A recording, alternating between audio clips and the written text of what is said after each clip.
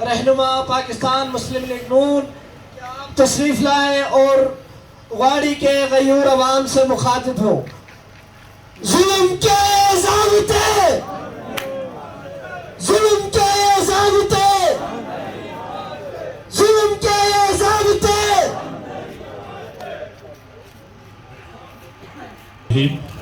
نحمده ونصلي على رسوله الكريم اما بعد فاعوذ بالله من الشيطان الرجيم بسم الله الرحمن الرحيم رب اشرح لي صدري ويسر لي امري واحلل عقدة من لساني يفقهوا قولي رب زدني علما صدق اللہ العظیم۔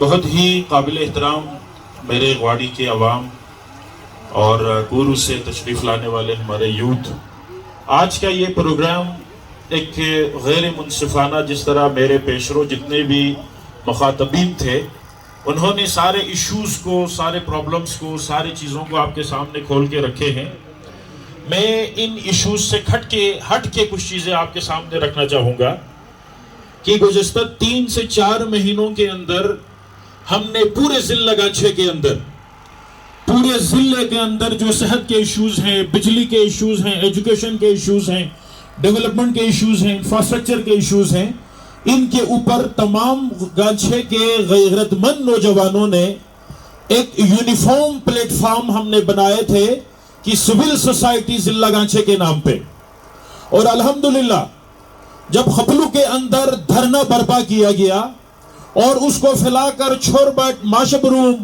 تحصیل واڑی کے اندر اس کو پھیلا دیے گئے، تو وہ انتظامیہ، وہ گورنمنٹ جن کے گردنوں میں سریے تھے، انہوں نے 24 گھنٹے کے اندر گائنیکالوجسٹ ڈاکٹر خپلو میں تعینات کر دیے۔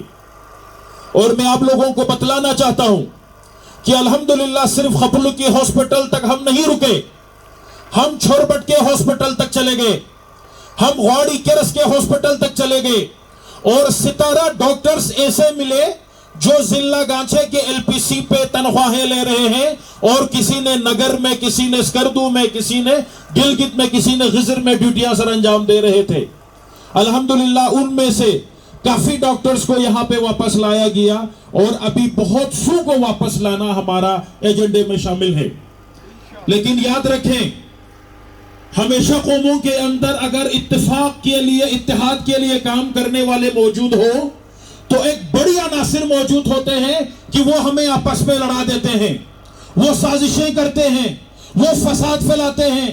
تو یقین جانے خپلو اور گانچھے کی اتحاد، خدا کی قسم کچھ عناصر کو ہضم نہیں ہوا، اور انہوں نے بڑی محنت کر کے اس ضلع کے اندر فسادات کے بیچ بو ڈالے۔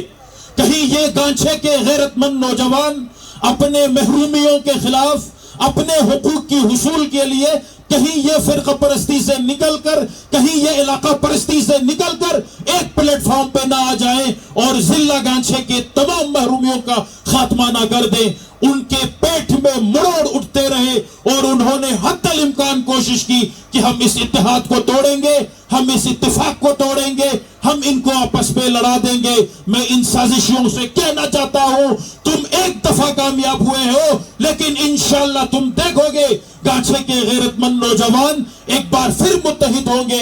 ہم اپنے تعلیمی ایشوز کو، ہم اپنے ڈیولپمنٹ کے ایشوز کو، ہم اپنی ہیلتھ کے ایشوز کو انشاءاللہ سیسا پلائی ہوئی دیوار کی طرح متحد ہو کر ہم اپنے ضلع کی محرومیوں کا خاتمہ کریں گے۔ تم کب تک سازشیں کرو گے؟ تم کب تک بھائیوں کو بھائیوں سے لڑاؤ گے؟ ہم دیکھیں گے انشاءاللہ۔ اور آج ٹیکنالوجی، سوشل میڈیا کا دور ہے، ہر انسان، ہر عمل پہ لوگوں کی نظریں ہوتی ہیں، اور لوگ سوچتے ہیں اور سمجھتے ہیں کہ الحمدللہ قابل ہو چکے ہیں۔ یہ کوئی 80s اور 90s کی سیاست نہیں ہے، یہ اس دور کے معاملات نہیں ہیں۔ آج ہر گاؤں میں، ہر چوک پہ، ہر چوراہوں پہ الحمدللہ سوشل میڈیا کی ایکسس ہیں، لوگ سمجھ سکتے ہیں، پڑھ سکتے ہیں، اویئر ہو چکے ہیں۔ میں ایک چیز آپ لوگوں کو بتلانا چاہتا ہوں کہ اس ضلع کے اندر اللہ تعالیٰ نے ہمارے اوپر ایک کرم کی ہے۔ وہ کرم کسی انسان کی، کسی پارٹی کی نہیں ہے۔ پورے گلگت بلتستان کے اندر جب واپڈا والوں نے سروے کیے تو رن آف دی ریور پہ 30 میگا واٹ پاور پروجیکٹ صرف واڑی کے اندر اللہ تعالیٰ نے ایک ایسی جغرافیہ یہاں پہ تخلیق کی ہے جو صرف واڑی کے اندر تھے، اور واپڈا کے انجینئرز نے ادھر فائنل کر کے چلے گئے۔ خدا کی قسم اگر اس طرح کی چھوٹی سی بھی پوٹینشیل کہیں اور ہوتا تو یہ سازشی عناصر یہ پروجیکٹ یہاں لگنے نہیں دیتے. ان کی بس نہیں چل پا رہا, یہ کچھ کر نہیں پا رہا, کیونکہ یہ ملکی لیول پر, وزیر اعظم لیول پر, سی ایم لیول پر یہ امپروو ہو چکا ہے. اور انشاءاللہ ان کے مائی کے لال سازشیں نہیں کر سکتے اس پروجیکٹ کے خلاف. لیکن چھوٹے لیول پہ سازشیں کم نہیں ہوئی ہے. مجھے اطلاع ملی ہے کہ 100 کے قریب لوگوں کو اپوائنٹ کرنے کے لیے ان کی ڈاکومنٹس تیار کیے جا چکے ہیں خپلو پاور ڈپارٹمنٹ کے اندر. میں ایکشن کو وارن کرنا چاہتا ہوں کہ تم سٹیٹ کے ملازم ہو, تم گورنمنٹ کے رول کو فالو کرنے ہوں گے اور تمہیں ریگولیشن کو مقدم رکھنے ہوں گے. تم کسی وزیر شزیر کی, کسی بھی نالائق آدمی کی تم غلام نہیں ہو. اور میں پاور بلتستان سیکٹر سے بھی کہنا چاہتا ہوں کہ جو چور دروازوں سے جو بھرتیاں محکمہ برقیات میں ہو رہی ہیں ان پہ لگام دیں, ورنہ ہم پورے ضلع لگاچھے کو جام کر دیں گے. حد ہوتی ہے ہر چیز میں ایک لمٹ ہے کہ کرپشن کے بازار ہم ماضی میں پیپلز پارٹی کے دور کو روتے تھے. آج خدا کی قسم پیپلز پارٹی والوں کے دور سے بھی گیا گزرا بدترین دور چل رہا ہے. میں آپ لوگوں کو بتاؤں کہ 10 مہینے کچھ دن ہو گئے ہیں اس گورنمنٹ کے. کیا ضلع گانچھے کے منتخب نمائندوں نے اسمبلی فلور پہ ایک موشن فارورڈ کی ہے؟ یقین جانے جا کے پوچھیں کہ موشن کی بیسک ڈیفینیشن کا بھی نہیں پتا ہوگا. بل پیش کرنا تو بہت دور کی بات ہے.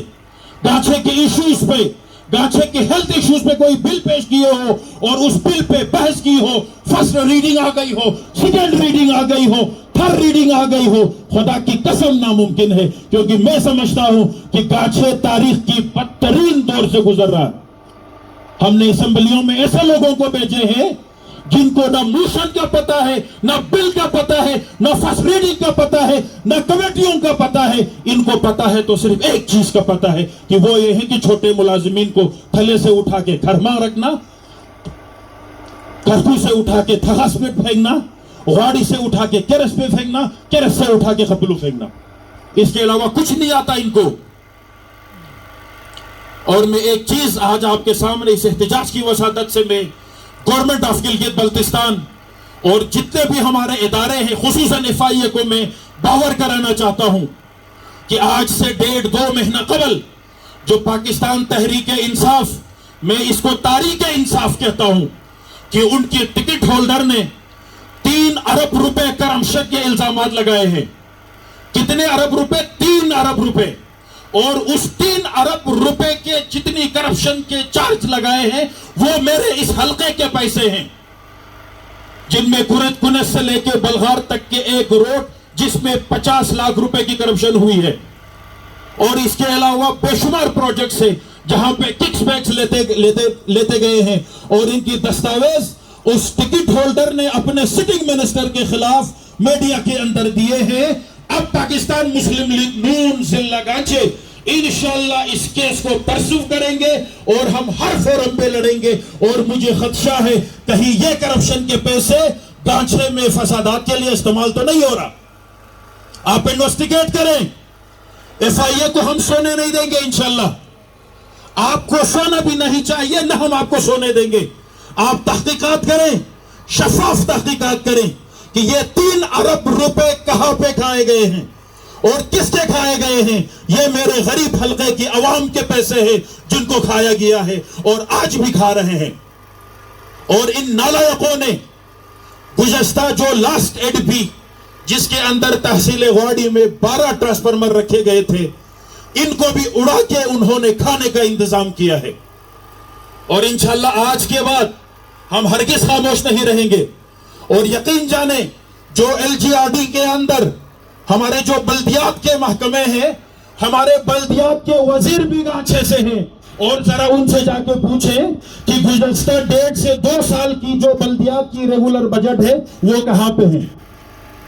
یقین جانے آپ کو جواب نہیں دے پائے گا کیونکہ اس کو پتہ ہی نہیں ہے کہ ریگولر بجٹ کہاں سے آتی ہے, کس پروسیس سے گزرتے ہیں اور کس طرح ڈسبرسمنٹ ہوتی ہے. وہ میں آپ لوگوں کو بتاؤں کہ ہمارے اس ضلع کے بلدیات کی جو ریگولر بجٹ ہے وہ گزشتہ 1 سال کے بجٹ ہضم کر چکے ہیں اور اس سال کے بجٹ کو بھی غائب کر دیا ہے. تو کیا یہ بدترین دور نہیں ہے تو اور کیا ہے؟